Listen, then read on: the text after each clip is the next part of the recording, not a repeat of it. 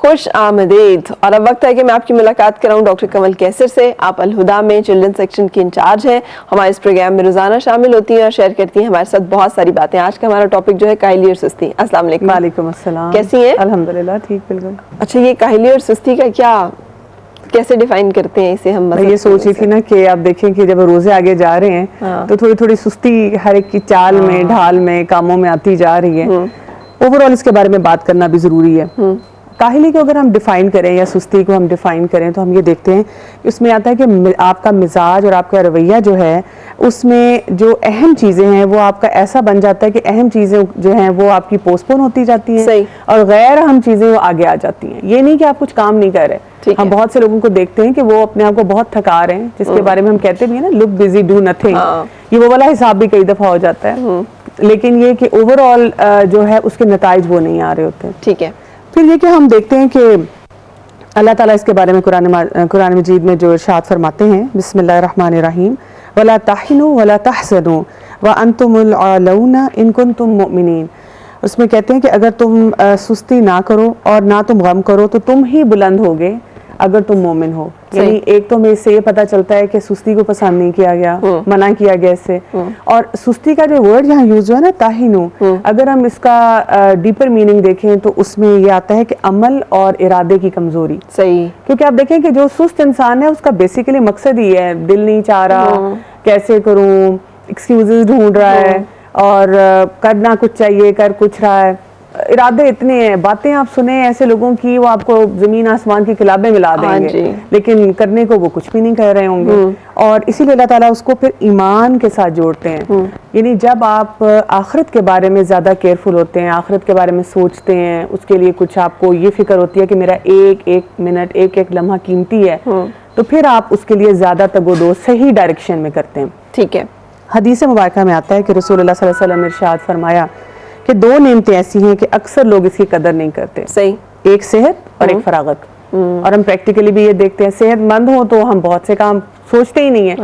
बीमार हो तो हमें ऐसे ऐसे काम याद आते हैं कि जब मैं ठीक होंगी तो मैं ये भी करूंगी और मैं ये भी करूंगी, लेकिन वो कर भी नहीं हम पाते। बिल्कुल। और इसमें मुझे जो सुस्ती और काहली के लिए एक बहुत खूबसूरत कुरान पाक में जो मिसाल आती है बहुत अच्छी लगती है, और वो है हज़रत काब बिन मालिक रज़ियल्लाहु अन्हु की। सूरत तौबा में उनकी पूरी एक स्टोरी नरेट होती है जंग तबूक के सिलसिले में। सही।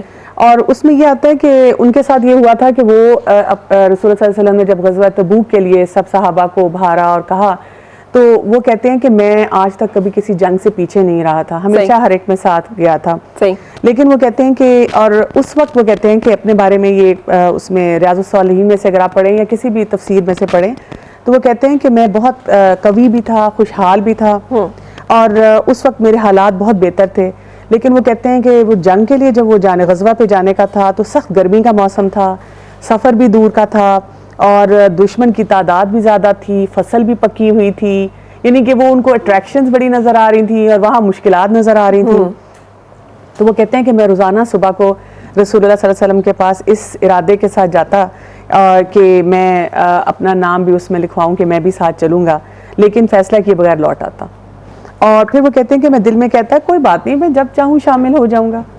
और इसी तरह वो कहते हैं कि करते करते लोग जिहाद पे जाना शुरू हो गए, तब कहते हैं कि मैं बार बार सोचता रहा कि मेरे पास सवारी है, मैं दरमियान में शामिल हो जाऊंगा। यानी वो पोस्टपोन पोस्टपोन पोस्टपोन।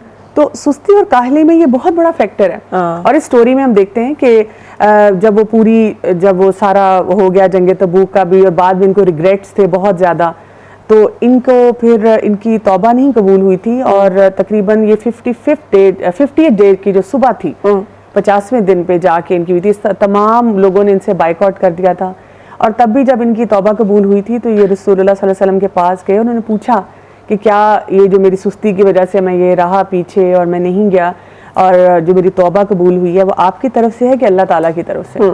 तो फिर रसूलुल्लाह सल्लल्लाहु अलैहि वसल्लम उनको बताया कि नहीं, अल्लाह ताला की तरफ से हुक्म आया इस चीज़। सही। अब ऐसा इंसान जो है वो क्या करता है, वो वही जो मैंने बात की, बहाने। हाँ। अच्छा, इसके अंदर खुद मलामत भी करता रहता है, हर वक्त अपने आप को कोसता भी रहता है, परेशान भी रहता है। मैं कल से नमाज पढ़ लूंगी जी, वो आज तो वो हो गया, बस कोई बात नहीं, कल से मैं जरूर पढ़ूंगी इंशाल्लाह, और कल फिर अब मैं फिर कल पढ़ूंगी। या मैं बस कल मैं से ये दफाई बस ये करूँ। और कम, पता है कल से झूठ नहीं बोलना। बिल्कुल, रमजान में तो आप देखेंगे कि रमजान में ना ये और ज्यादा इंटेंसिफाई होता है, क्योंकि रमजान में हम कहते हैं कि हम करेंगे, लेकिन वो उस तरह का इरादा नहीं होता। वो बाद में फिर सुस्ती का एलिमेंट जो है वो बहुत ज्यादा शामिल होना शुरू हो जाता है। बिल्कुल। और हमारी पूरी जिंदगी, घरेलू जिंदगी में आप देख लें, हमें नहीं पता, घर की सफाई मैं करूंगी छुट्टी वाले दिन, कुछ नहीं की। अच्छा, बच्चों के काम करूंगी, कुछ नहीं किए। ऑफिस में देख लें, पंक्चुअलिटी नहीं है, सुस्ती की वजह से, सिर्फ सुस्ती। डॉक्टर कमल, मुझे इसमें एक वाकया, दो वाकयात याद आ रहे हैं, लेकिन अभी मेरे जहन में सही उनकी वो नहीं। जैसे आपने ये जहाद का बताया, इसी तरह हजूर सल्लल्लाहु अलैहि वसल्लम जब सदके का हुक्म वाजिब हुआ तो एक शख्स जो कि मदीने से बाहर था, जो बकरियां थी उसकी बहुत ज्यादा, और उसकी बकरियां जो है हजूर सल्लल्लाहु अलैहि वसल्लम की दुआ की बदौलत थी।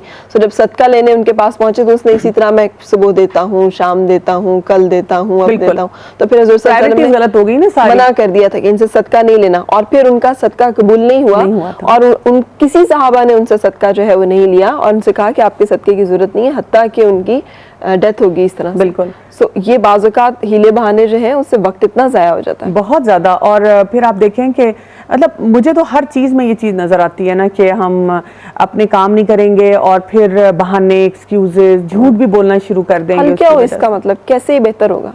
देखिए, एक तो ये बात है कि अपनी आखिरत को याद रखना इसमें बहुत ज़्यादा ज़रूरी है। जैसे आपने नमाजों का भी जिक्र किया, नमाजों की पाबंदी भी बहुत ज़रूरी है। और इसके अलावा हम ये देखते हैं खुद एहतसाबी, इसमें एक अल्लामा इकबाल का बहुत अच्छा शेर आता है, वो ज़र्ब कलीम में है कि वो कल के ऐशो गम पे कुछ हक नहीं रखता, जो आज खुद अफरोज जिगर सोज नहीं है। यानी कि आप अगर खुद से ही नहीं खुद एहतसाबी करते तो कोई अगर आपको कितनी दफ़ा भी कह दे और पिंच करता रहे, उठो काम करो, नहीं हो सकता। इसमें एक बहुत खूबसूरत हदीस आती है कि रसूलुल्लाह सल्लल्लाहु अलैहि वसल्लम ने इरशाद फरमाया कि जो ही आने वाले दिन की पूप फूटती है तो आवाज़ लगाता है, ए आदम की औलाद, मैं अल्लाह की नई तख्लीक हूँ और तुम्हारे अमाल का गवाह, इसलिए मुझसे जितना ज़्यादा ज़ादेरा ले सकते हो ले लो, मैं फिर कभी लौट कर नहीं आऊँगा।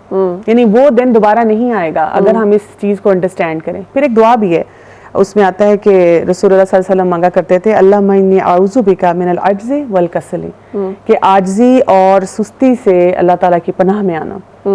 तो और फिर ये कि हम ये भी करें कि हम रियलिस्टिकली अपनी अचीवमेंट्स को देखें खुद एहतसाबी में, कि अब आप लिस्ट बनाएं और at the end of the day देखें कि मैंने ये काम क्यों नहीं किए, अपने आप से सच्चे हों और फिर सोचें कि इन कामों को अगर मैं कर लेता तो उसके क्या नताइज होते और अगर नहीं किए तो मुझे क्या नुकसान हो रहा है। बिल्कुल। तो वो चीज़ आगे से आगे चलती जा रही है। हज़रत उमर फारूक रज़ी अल्लाह तआला अन्हु का एक वाक़या है कि एक नौजवान को उन्होंने चलते हुए देखा कि पाँव घसीट के चल रहा है, तो उससे उन्होंने पूछा कि भाई तुम बीमार हो? उसने कहा नहीं। तो उन्होंने कोड़ा मारा उसके पीछे जमीन पर, उसने कहा तेज चलो। फिर मतलब सेहतमंद हो, अल्लाह ताला ने सेहत दी हुई है, सेहतमंद हो। मैंने आपको जो हदीस यही तो बताई कि फरागत और सेहत का वो हम अगर सही इस्तेमाल नहीं करते तो फिर ये वाले जो मसाइल हैं हमें बढ़ते चले जाते हैं। अब कल जैसे मैं एक शॉप पे गई ना डॉक्टर कमल, तो वहाँ पे सूरत हाल थी, मैंने उससे कहा ये चीज़ दे दो। अब आप यकीन करें वो डाल रहा है, अब फिर वो डाल रहा है, अब फिर वो उसकी बात भी सुन रहा है, फिर वो उसमें डाल रहा है। अब अगर उससे कहें भाई आप जरा जल्दी कर लें तो वो कहेगा कर रहे हैं जी जी कर रहे हैं।